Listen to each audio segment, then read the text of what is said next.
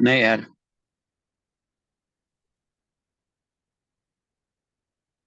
Okay, good morning friends. Sorry for the little delay. Welcome to the 77th Tech Talk today morning. The speaker is automotive EV expert, Mr. Vaibhav Shah. I'll just introduce Vaibhav. Vaibhav is a board member and director of Automated Precision Incorporated India. 18 plus years experience in the field of automation, metrology, automotive, aerospace, energy, and robotics. MBA from International Trade from SIBM and PG PX from IIM.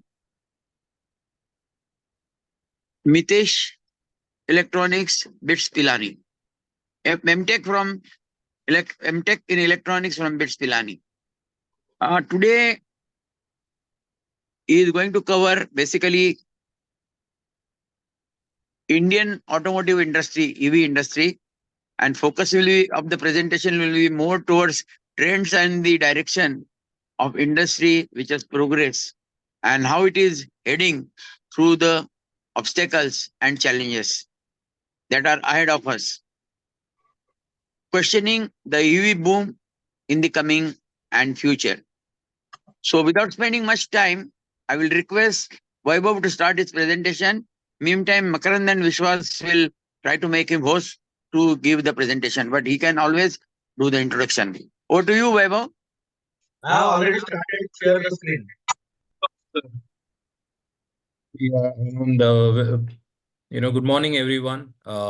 Thanks for fixing up that glitch. So I think I will be able to share my presentation now. Once you're able to see the screen, then just let me know. Yeah, it is done now.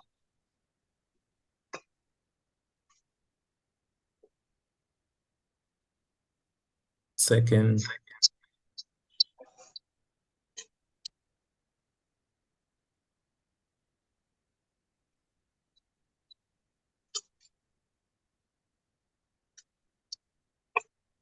So are you able to see the full screen or the screen with two windows? Two windows. Okay.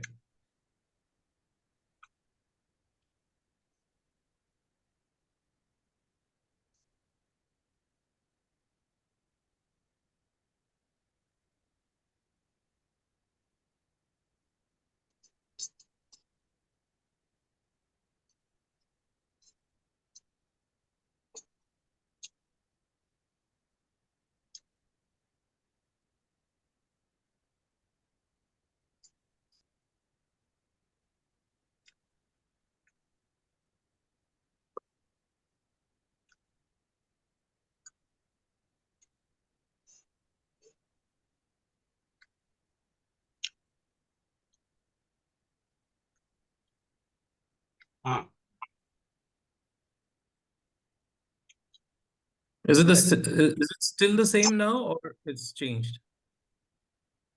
Okay, see. I think it is the presenter's window.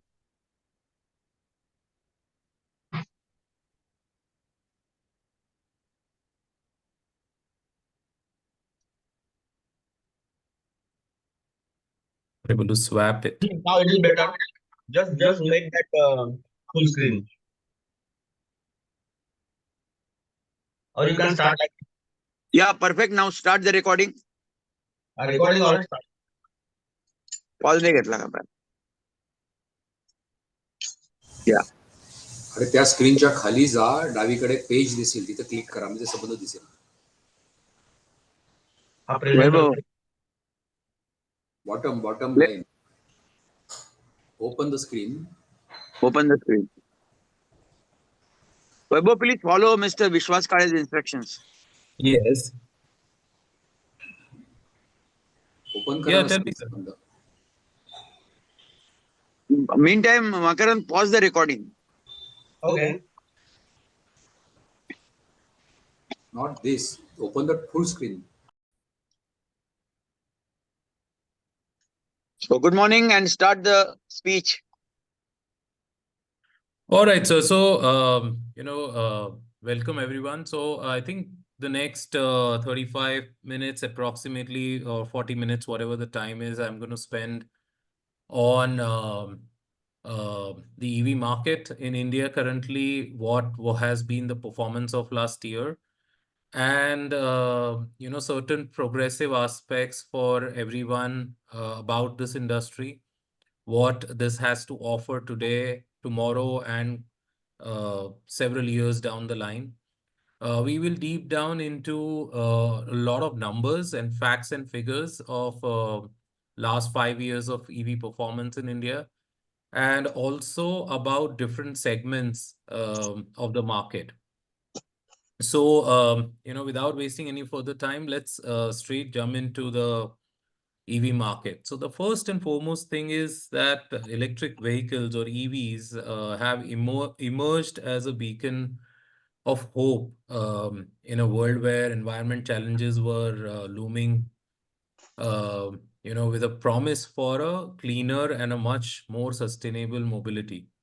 So EVs are key player in the fight against the climate change and the urban pollution. That was one of the major reasons why this whole EV concept came into the market. Apart from the profitability and the other areas, the primary goal is about climate change and making things more cleaner. Um, the industry, ever since it started, it's very young in a way. It has just been more or less 5 years. We had electric vehicles since a long time for commercial, non-commercial use, but the full-fledged market grew precisely in 2018, and it has shown immense potential to drive this entire change. People have accepted it with very warm welcoming hands, and India in the global map has taken a very serious position. It has set an ambitious target of increasing the EV share up to 30% in the car sector, 70% in the commercial vehicle sector, 40% in the electric buses and large vehicle sector, and almost 80% in the two-wheeler, three-wheeler market by 2030. So this is the goal that is being set by India as a whole, and we are cruising towards it. Now, when we talk about 30%, 70%, 40%, 80%, these are pretty huge numbers. At the moment where we are, that is something what you will see throughout this presentation. So moving on, the fundamental question, why EV, and where do we stand today? So, as I said, climate change being one of the key factor. Apart from that, it's also that the overall efficiency of the vehicles is a huge plus when we look at the EVs compared to the typical combustion engine vehicles that we always had. So we are going towards also a very highly efficient vehicle, which does the job of transportation from one location to the other, but consuming much lower fuel, whatsoever you consider as the fuel, either it's a battery or hydrogen fuel. But eventually, the goal is to have the transportation industry go way more efficient than whatever it has been in this last 10 decades of automobiles. So going forward, let's get into some numbers and understand the industry focus that we have. So the Indian EV market, the size is projected to grow from USD 3.2 billion, which was in 2022, to 113 or close to 114 billion dollars by 2029. Some of these numbers were also there in the synopsis. So this is a compounded annual growth rate, or what we call as the CAGR, of 66.52%. So approximately 67% growth is what we are looking at from now till 2029. And this is drastic. We have never seen such kind of numbers in any industry in the history. Probably energy, renewable energy was the only industry which had a significant growth of this level of numbers, but still never as high as 67%. So this meteoric rise is an indicative um, of the industry's potential, and the industry has recorded already a very strong growth in the last several years. So if you look at 2023, and all our numbers are based on this last year that got over, you will see that these numbers are extremely encouraging, and they're very, very favorable. One of the main reason being the government policies, and we'll cover that towards the end of the presentation, that what are the policies that exist and how is Indian government really helping manufacturers to get into this segment, or the people who are already there, how they can benefit these policies. So if you look at the EV battery market, that also has skyrocketed. It has gone from 16.7 billion to an impressive 27.7 billion. That's what the expectation is in the next 5 years. And if you look at the overall milestones, India has already achieved 1 million EV sales in less than just 9 months of 2023. So if you look at the last year, the overall year, it crossed approximately 1.3 million EV sales over the entire industry. And this is, if you look at the data from the Ministry of Road Transport or the overall EV registration, it has been approximately 6.5% of the total automobiles that are sold in the country. So if you look at, still the diesel and petrol vehicles are obviously more popular. But if you look at the 2022 numbers, it was just 1.3%. So from there, we came all the way to 6.4%. And overall, the two-wheeler segment has shown a drastic change. So there we saw almost close to 50% rise from 2022 to 2023. So, in a nutshell, if you look at the overall market size and the way it is growing, these are not astronomical numbers or hypothetical numbers. These are very, very realistic numbers. And we've seen that from just 2022 to 2023. And from 23 to 24, we would see the same level of rise.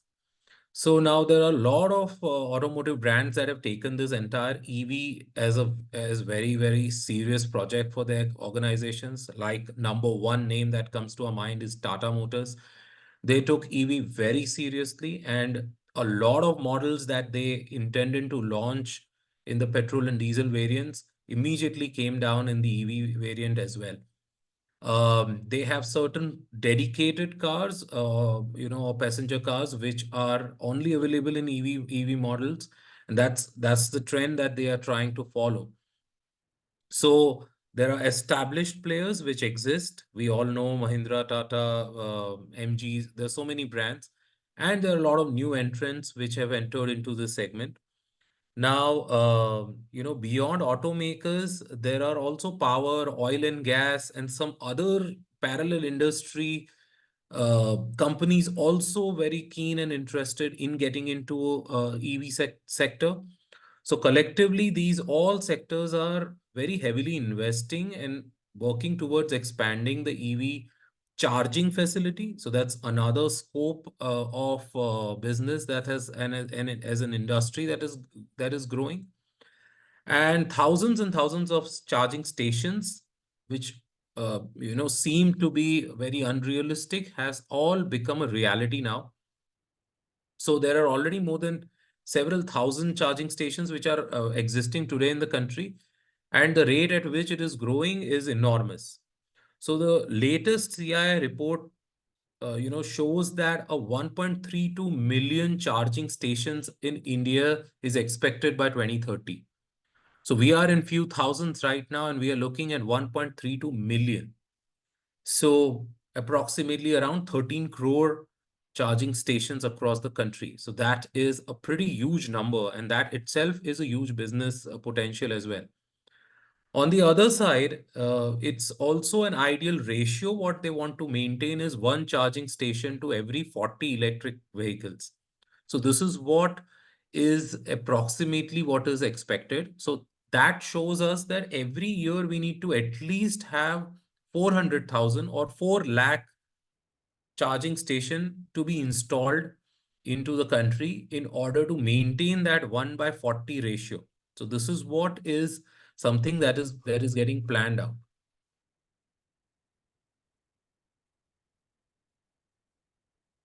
So moving forward, this is the trend. So EV sales in last year. So now if you look at this entire segment, this is being distributed into different categories. So the categories, as we all know, is the passenger cars, e-cars, buses, okay, the three-wheeler cargo, three-wheeler passenger, and the two-wheelers. So this is the typical, mix of the EV segment, and this is how the distribution is like. Now, this graph here at the bottom shows that from 2014, when the initial EV,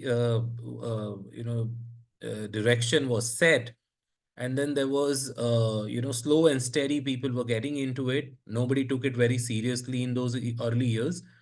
But if you look at this trend from 2014, 15, it's literally doubling in that initial years. And then there are sudden spikes. And the spike literally came from 2021, where we had about 127,000 vehicle in 2020, which jumped to 352. And then from there was a huge jump in 2022, which was 10 lakh plus vehicles. And then from there, we had a direct jump of 16 lakh plus vehicles in the year 2023. This year, it is expected to cross about 24 lakh vehicles, including all these categories. Now, when we look at the category-wise distribution, then you can look at the blue is obviously the largest, which is the two-wheeler segment. And we all know that a lot of brands have come, including Ola or Ather, and there's a lot of advertisements that we see all around. Also equally important is the three-wheelers, and this is mainly the passenger three-wheelers.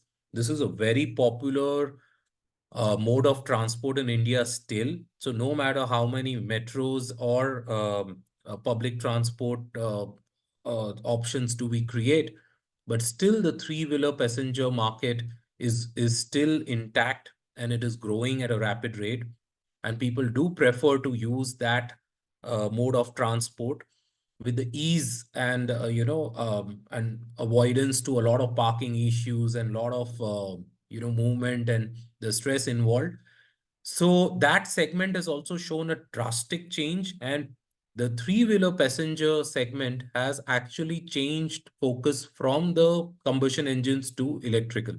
So, EV has actually picked up that sector. The manufacturers have picked up that sector for EV transition, and Bajaj or Mahindra or Piaggio, and everyone is actually getting into this sector very heavily. The car segment and the buses segment still remain a low number when we compare it with the combustion engine market, but still has shown a very significant growth. So if you look at the percentage of the car, it's actually 4.52 of the total sales that has happened in the EV segment. So if you look at out of 16 lakh vehicles sold, about 4.5% is what were the passenger cars. And the buses and others are all the industrial equipments and a lot of large instruments, earth moving equipments and things like that. And buses is comprising a very, very small number in this overall picture. The reason being that technology is still yet to be fully developed and matured. However, the most significant growth that we expect is in the e-bus and the heavy mobility industry. So moving forward, if you look at the two-wheeler further split with respect to the brands and the overall positioning, you can see that over the last 5 years, it has grown from approximately about few thousand vehicles to close to about about 9 lakh vehicles, which is a very significant rise in 5 years. If you look at the brands, the top performer obviously is Ola Electric in this segment. They have a market share of about 30.82%, which has increased almost 13.4% over the previous year. And even Greaves, Ampere, Bajaj Auto, the Chetak Electric, what they are intending to bring in, and Ather and TVS are the other major brands. There are lot of brands which are entering into this sector, and the number of companies is no less. Every alternate month, you will notice that some new EV brand has emerged, and they've taken a startup has come up with some segment of the motorized two-wheeler. So overall, if you look at the entire this circular mix, you can see Okaya, and there are a lot of other brands, which are there. But even Hero and Ather and other. But I think the major player here is Ola Electric at the moment, followed by TVS and Ather. So these three comprises of approximately 60%, 63% of the total market share. Moving on, the three-wheeler segment. Again, here we see a year-on-year growth, which is drastic, from somewhere less than 500 vehicles to all the way almost 6 lakh vehicles being sold in the previous year. And if you look at the cargo and passenger, cargo is very, very small. The passenger still is a majority. Obvious reasons that the cargo requires rather a longer distance travel and is always a heavy load which is there on these vehicles. And we all know that EV, the biggest crux of problem or the biggest obstacle has been the range. And the lack of charging stations at the moment in the country further creates another obstacle for people who want to really travel far distances. So that's why the cargo industry has suffered a little bit. But if you overall look at it, here we have the e-rickshaw market, which has really boomed up, and that's what has taken almost close to about 85% of this market. And the rest is all the goods and the carriage vehicles. Now, if you look at the brands, again, Mahindra is the number one here. They've shown a significant growth, from 7 to 8.8%. But 2024 is going to be an even bigger market for them. There is YC Electric Vehicles, Sarah, Delhi. These are all different brands which operate in this segment. And they all have very small market share, which all sum up together to make a large segment. So there are so many other brands. There's some imported brands as well. There are some Chinese brands which people import here in this segment also. But all put together, overall units has been 5,24,086 units being sold when we look at the last year's numbers. Now, if we look at the cargo split, again, Mahindra is at the moment leading, and overall 62,514 vehicles sold. And as I said, it's a very diverse market. There's so many new entrants. So it's all very heavily split up. There's Atul Auto, JS Auto, Altigreen Propulsion, Euler. These all small brands have emerged, and they show very significant commitment towards this industry at the moment. Now, the most interesting segment is obviously the car segment. So let's get into the electric car segment. And now here we have two different split. One is the common vehicles, or I would say the the regular standard vehicles, and the second is the premium vehicles, where you have, the top brands operating like Mercedes or Volvo or Audi, BMW, Kia, all of these. So there's been about 2,178 units sold in that segment. However, close to about 92,000 vehicles sold in the regular segment. And here, the number one performer or the highest market share is of Tata Motors, which is close to about 70%. And there was a decline here. The reason obviously being the new models and products being launched by other brands. Then BYD came in. BYD, as we all know, is the number one company in the world as far as the EV industry is concerned, and it belongs to China. And also they are the world's more or less number one company in making the batteries. So we see a very progressive plan that they have for India, and they are launching new vehicles in this industry primarily to compete with the Indian manufacturers. Same is the focus of Mahindra at the moment as well. So Mahindra is trying to get in more and more EV models into the market to grab that piece of 70% that Tata Motors is sitting on.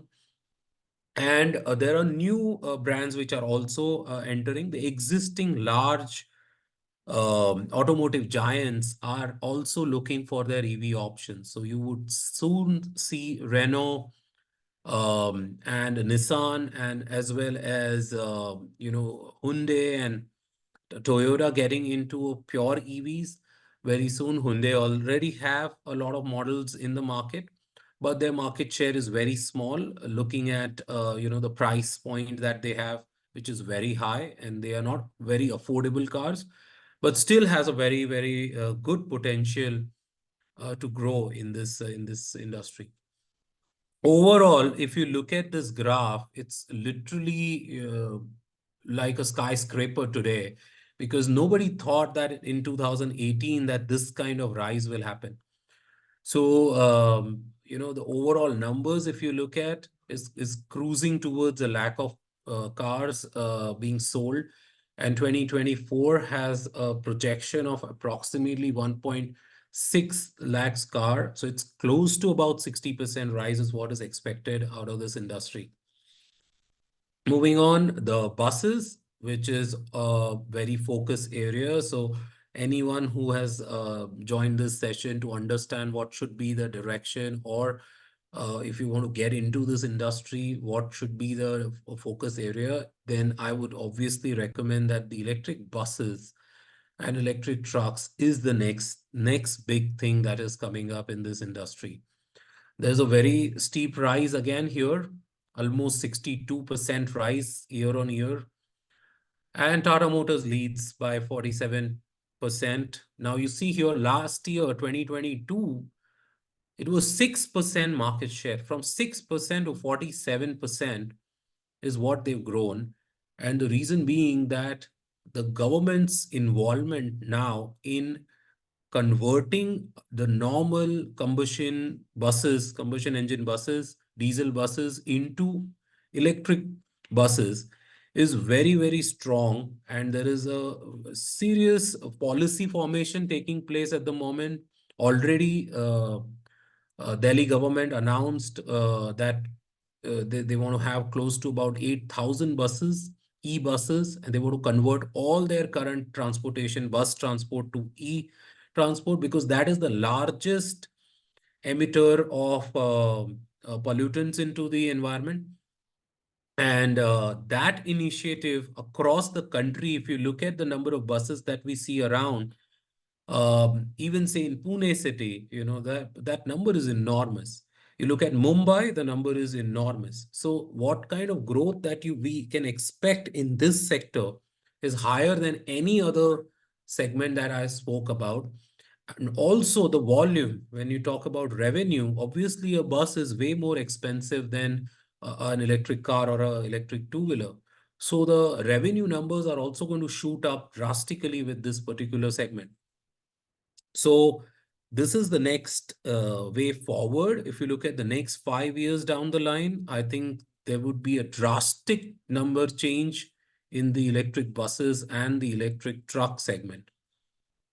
Now, as much as we talk about the electric vehicles, it is not fair to not talk about the battery packs and the charging stations. This is like an ecosystem. So it's something like where you're going to a restaurant for food, and you also serve beverages and desserts and the other things, as well as there's an essential need of providing you water in a restaurant. So the same way, battery packs are working literally like the fuel for these vehicles and the charging stations. So if you look at it, the highest capacity is currently the Bolt Earth has taken up the close to 30,000 stations. And this is a booming market as well. A lot of companies are coming into this segment.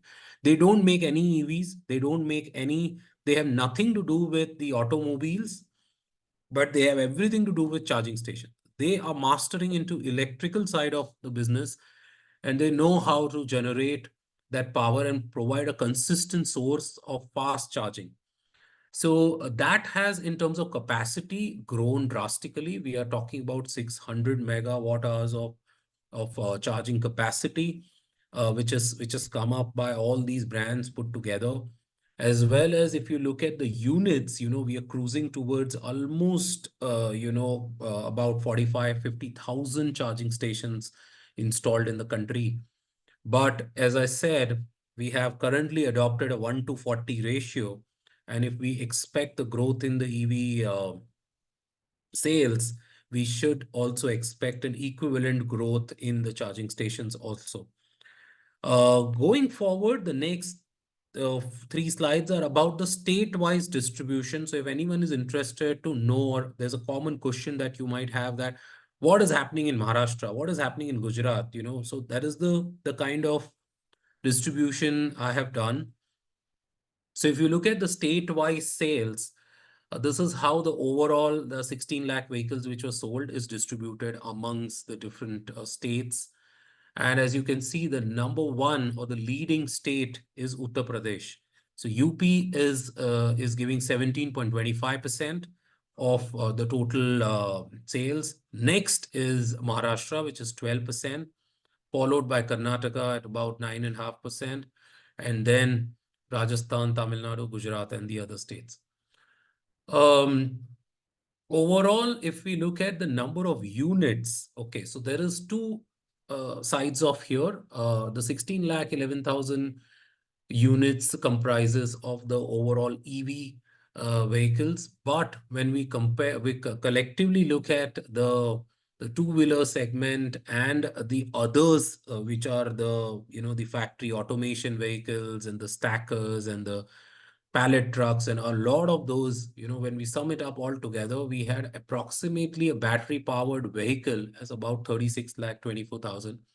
If you look at still this, we have a split of Uttar Pradesh again leading that chart. And then further within that, if you look at the green, the graphic here, which shows the three-wheeler passenger.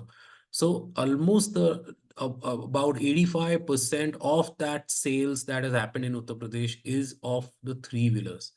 So if you understand, then the entire state has actually adopted electric three-wheeler passenger mode of transport, what this graph is indicating in 2023. Maybe this is a learning curve for other states also, and probably Maharashtra is no far behind. To get into this sector, we might see that in 2024 or 2025. But if you look at compared to Uttar Pradesh and Maharashtra, we had about 10% of total share, but almost 90% of that share is of two-wheelers. That's why this is all blue. Now, that shows that people here as individuals are going ahead and buying electric vehicles rather than government's involvement into converting public transport into the e-mobility. So there's a slight difference here when it comes to the government policies and the adopting of those policies. That is why this difference is the same. Same is the situation with Karnataka also, where people have changed their mindset and gone for buying two-wheelers electric bikes compared to going for the standard combustion motorbikes. This is all at a B2C level that has happened. But if you look at the industrial purchases, that has not yet affected in these two states. Going forward, these are the different statewise profiles and the numbers that you see here, which has grown over the years, over the last 5 years. And if you look at Uttar Pradesh being the number one, so out of that 36 lakhs, the largest share of almost 7 lakhs is of Uttar Pradesh. And as I said, this is also showing up the three-wheeler dominance in that number.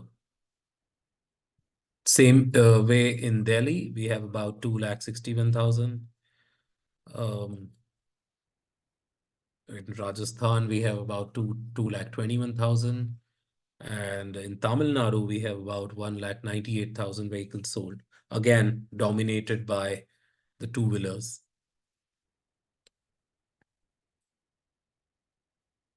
These are the last few states. Gujarat, again, two-wheeler. But if you look at Assam, here there is again three-wheeler passenger vehicles, which are comprising almost 93% of the total sales of EV.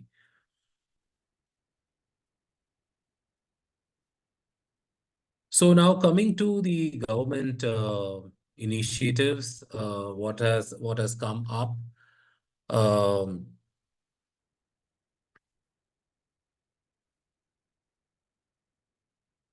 So if you look at FAME, this has been a very common term when we look at the EVs.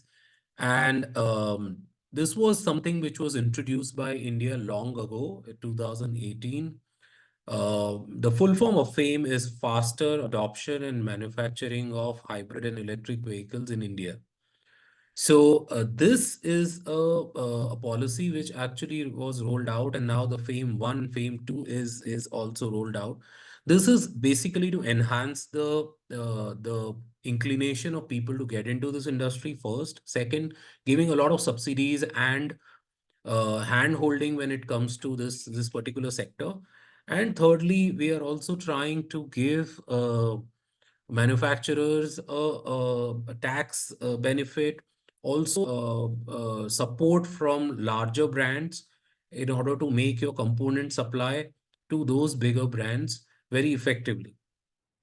So the success of EVs can be credited to this FAME policy. Plus, there has been PLI, which is the Production Linked Incentive Scheme. This is for auto and auto component manufacturing. So if you don't really make an EV, or today you're looking for getting into this industry, there is a wide opening for you to get into the auto component section of the EV, and you can actually supply it to these larger brands. These components, can be the body shop components, can be the base body and battery frame components, or the overall structural components, anything it can be. Now coming to the PLI scheme, that also is applicable to the advanced chemistry cell, which is the ACC. And this is mainly for people who want to get into the battery manufacturing, or the companies which already have battery manufacturing. They are availing these benefits. Government is also bringing 3 more fresh initiatives, mainly in under the Startup India and Make in India banners, to give loans which are collateral free up to 25 crores to set up a smaller EV manufacturing shade in any of the states that you belong to. So that is another very good initiative by government. And they are expecting that this whole boom continues, and it eventually meets the purpose. Now, as far as the states are concerned, what we were looking at the last few slides, I think the number one state today who has actually gone deep into the EV or very serious about EV is Delhi. And they've declared that 80% of their city buses are going to be converted into EVs, which is a huge number. Currently, they have about 798 EVs buses running, and from there they want to take it all the way to 8,000, which is 10 times close to what they have today. So that is going to be a huge investment and a big transition. And we all know the main reason behind it being the very high pollution state of Delhi, and whatever measures they have taken have not been enough. And this is one of the best measures that they can take at the moment. Now, going forward, we can have the last and the final part, which of my presentation is the last couple of slides, mainly about the overall reasonings. There's been always a lot of questions asked in general that India has a lot of dependence on our thermal power, and then we are burning coal to produce electricity, and then with that electricity, if we try to charge our cars, then where are we saving on the climate change? And our carbon footprint is consistently the same, or it's even more because we need more and more electricity. But that's not entirely true. Maybe it's true at the moment. Yes, we have a very heavy dependence on our thermal power because of the scarcity of our power in India. Our demand and supply variations are very high. But there is tremendous efforts getting into the renewable sources, including solar, wind, and natural tidal water and hydro projects.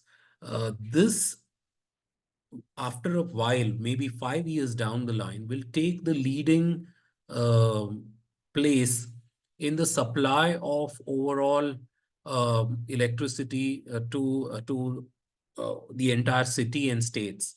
So if we look at the overall landscape, maybe not today, but 5 years down the road, there will be electric vehicles being charged by renewable sourced power supply or nuclear power supply. And that can then drastically change the entire carbon footprint for us. In any which ways, India wishes to come out of that thermal power consumption that we are doing right now. And if you look at this graph here, this graph actually is showing what by 2050 is what we intend to achieve in metric tons of carbon emission. So if this is what we want to drastically bring down, and if we adopt the EV policies that we have laid out today, by 2035, we would be 82% down in our carbon emission. We just blindly follow that roadmap. So we have to have solar power. We need to emphasize on the solar installations in houses, private societies, industries, office buildings, everywhere. Being a tropical country, India is blessed to have ample sunlight across the country throughout the year, more or less. So we should take that advantage. Second is the wind power and the hydro projects, which are on the topmost gear at the moment. And a lot of projects, including projects by GE or Alstom or by Siemens, are under final commissioning stages or erection stages. So you will see very quickly a lot of northeastern states being totally lit up with electricity, and they would have their clean source of electricity there. The second graph here is about the charging load. So this is something that we all need to understand when we talk about EV, that this is one of the concern area, that with time, the requirement and the increase in the EV sales and the number of EV being sold in the country, the requirement of that charging load will go very, very high. And that is how this projection is, that typically you would need 7-8 hours to charge your car or your vehicle or your two-wheeler.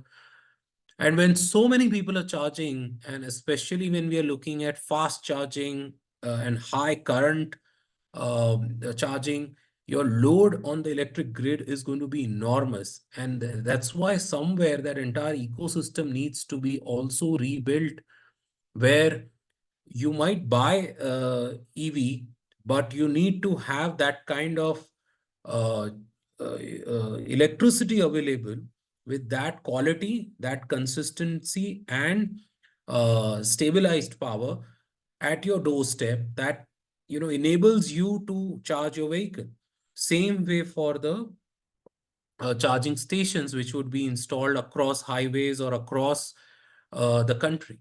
So that consistent power supply and the quality of power supply is going to be also very critical factor when we look at the EV as a whole. So going forward, if we look at the scenarios 2035, what we intend, we would be approximately 30,000 MMT metric ton of carbon dioxide reduction with overall our transports and our power consumption, our power EV vehicles. So this is the aim. So if the general question that we always had, the why EV, is answered here obviously by the climate change footprint, greenhouse, all of that. But it's not just to kill pollution, to make the environment cleaner, but it also increases the efficiency of vehicles. Now, if you wish to drive down to, say, Pune to Nagpur, which is, say, approximately about 700 kilometers, and if your one charge takes you all the way there, you can imagine that the same amount of journey, that one charging would have costed you in terms of electricity about 25, 30, 38 rupees in terms of the units consumed, compared to a diesel or a petrol car, which would cost you about 3,000, 3,500, or even more, 4,000, 5,000 rupees on a one-way journey. You would need to refuel the car at least once in the way, and you're comparing somewhere around 5,000, 6,000 rupees versus 30 or 40 rupees, which you spent on that charging. On the other side, the amount of emission that you do from Pune to Nagpur, no matter your BS5 or BS6 or BS7, 8, 9, whatsoever, it really still is an emission, because we all know that the fuel is going to be consumed and it is going to be emitted. That's how the combustion engine works. So ultimately, there is no comparison when you look at the long term. So at the moment, yes, we are in that transition stage, but I think going forward, the next 5 years is going to be a drastic difference in the market once the EV takes the front seat. The last point before I end this session from my end is about the battery development. So also that point helps big way in this industry. So we saw that in 2014, 5 years back, 7, 8 years back, the batteries were pretty bulky and very poor range it used to give.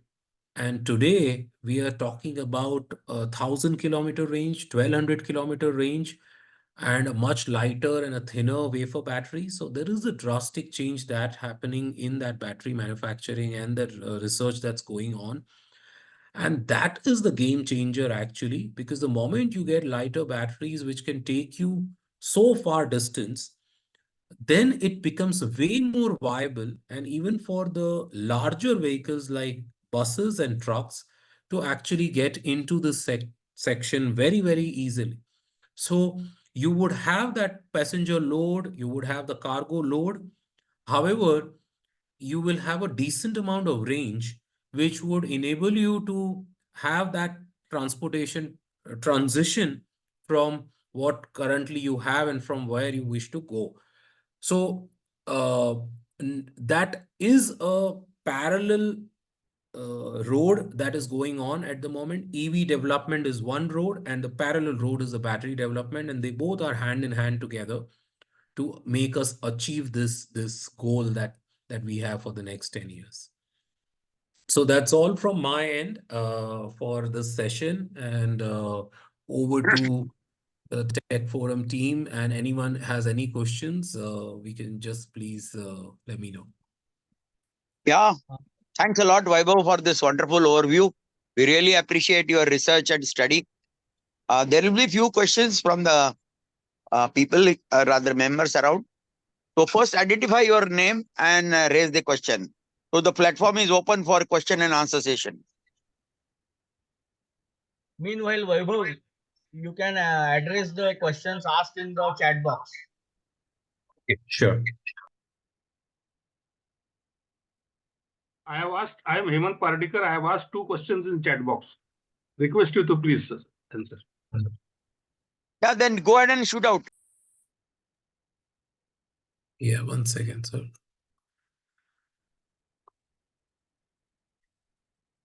Okay, so your question is life of a four-wheeler is 15 years as per RTO. How many times is 15 years?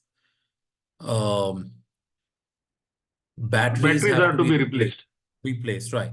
So see, typically at the moment, all the brands are offering about 8 years of warranty on batteries. There was a myth and misconception early on that only 4 years your battery will last. Every 4 years you have to replace. The replacement cost is in lakhs.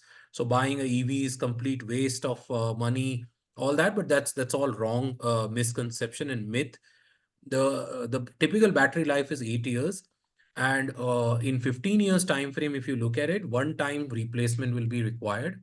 The companies are offering the replacement by themselves. But when you look at the 8-year time span from today, there will be a lot of brands which will come up by that time, which will offer you an out of box replacement. So you can take your car there and they would do a replacement also. So you will not be restricted to only go to OEM for your battery replacement.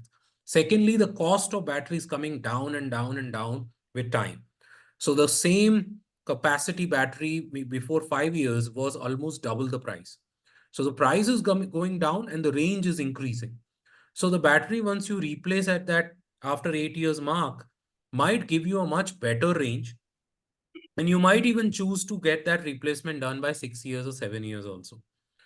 Another thing is about, the one factor which we should not forget is any battery, whether it's your laptop battery or a cell phone battery or a EV battery, they all will deteriorate with the use. So your charging, discharging cycles are going to have an impact on that cellular chemical composition and it will deteriorate. So what range you're going to get today, you're not going to get in next year, not going to get the year after.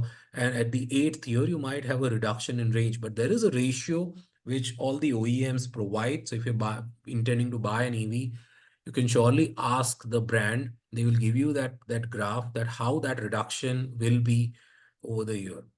Coming to your next question, in North India, there are 100 plus unbranded e-rickshaw manufacturers. Are they not covered here? Of course, they were covered here. So if you look at that other section in my graph, that took the largest chunk when it comes to the e-rickshaw area. So it was almost 35 to 40%, which was taken by that unbranded, companies only. So still Mahindra is at 13%. Or you can say the TVS and other are at some 7%, 8%. So it's just very small number compared to these unbranded EV rickshaw manufacturers. I think the next question is from Vishwas Kale. Yeah. Is from Vishwas Kale. Coal is used to generate electricity. EV may be pollution free, but what about the excessive coal generation? I think I already answered this during my last slide that we're moving away from coal with leaps and bounds. We want to completely convert our electricity into nuclear as well as solar and hydro and wind.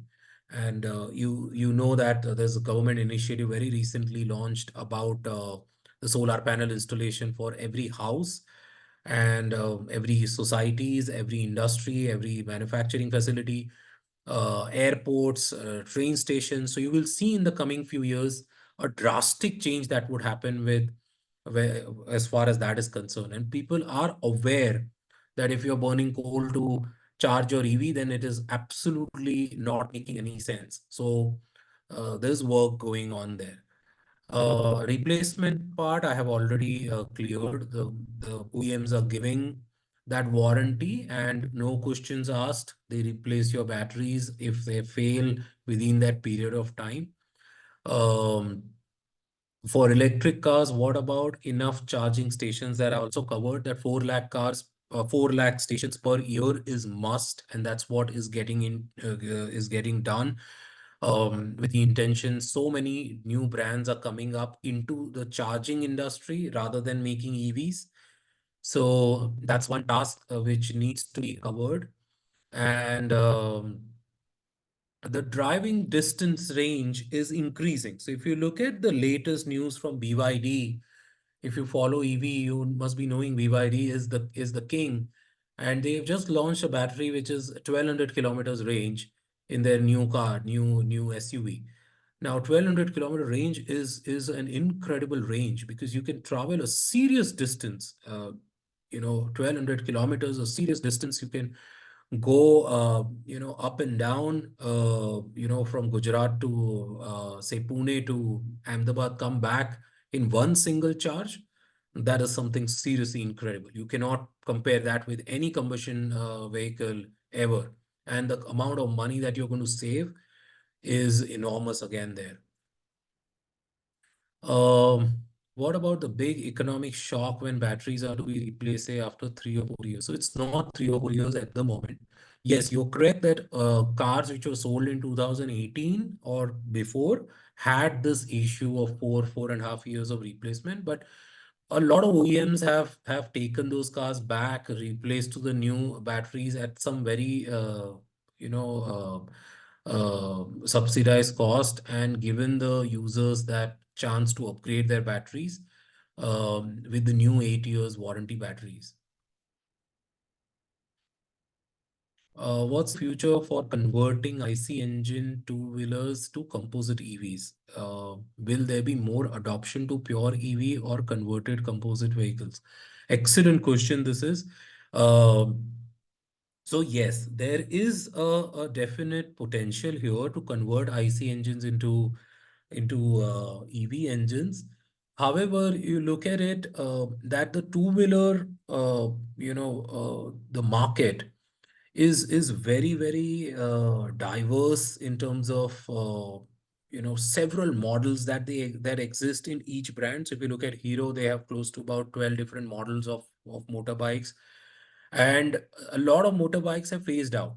So if you look at very old vehicles, to convert them into an EV, I think your major cost is going to be obviously the battery and the electric motor which you're going to bring in. Now, if that two elements are going to cost almost 45% of the vehicle, you're only going to save on the frame and the chassis and the body and stuff like that your petrol tank becomes redundant. So eventually, and you're not going to have any additional space which normally these two-wheelers, EV two-wheelers offer compared to the combustion IC engine motorbikes. So the issue is that, is it really worth doing? If it is a very, I would say, low cost vehicles, yes, it is worth doing that. But if you already spent a decent amount of money into the motorbike and ran it for about 6-7 years of its life, then it becomes really challenging to then convert it into an EV rather than buying a new EV all by itself. So, the cost of EV is, in terms of two-wheelers, is going to go down. What you saw, same with four-wheelers, what we saw was that EV cars, say, for example, a brand like MG, the MG Ester, if you look at the EV version, which is the ZS EV, is almost like 10 to 11 lakhs of rupees more expensive than the petrol version or diesel version. So when you back calculate, I'm spending 11 lakhs today more, and I have to depend on batteries and this range, and there are not enough charging stations, and all those questions come to your mind. But when you look at, if you have a very high amount of commuting on a daily basis, then the amount of savings that you are going to make over a year and over the 8 calendar years is going to be drastic, or is going to be way more than that difference amount of money that you're paying. You might think that, okay, I'm paying a lakh of rupees worth extra every year.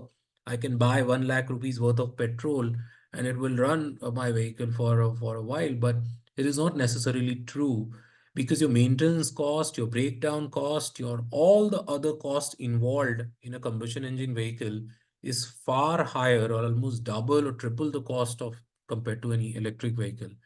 So at the moment, right now, as we speak, maybe the IC engine seems to be a better option, but not necessarily in next 3 to 5 years. Any other questions?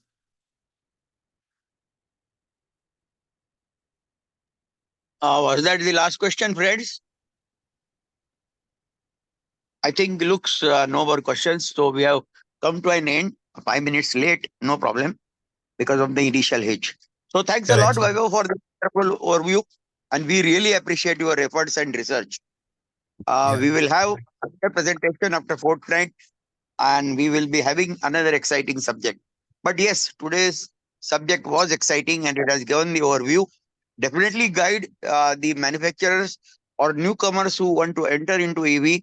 It will be a guideline recording and we'll be sharing it. And our experience that it reaches at least 1,000 people across Maharashtra or India. Even sometimes it reaches abroad also. So thanks a lot, friends. I declare the meeting is over and now we will meet after fortnight. Thanks a lot. Bye bye and have a wonderful day. Thank you.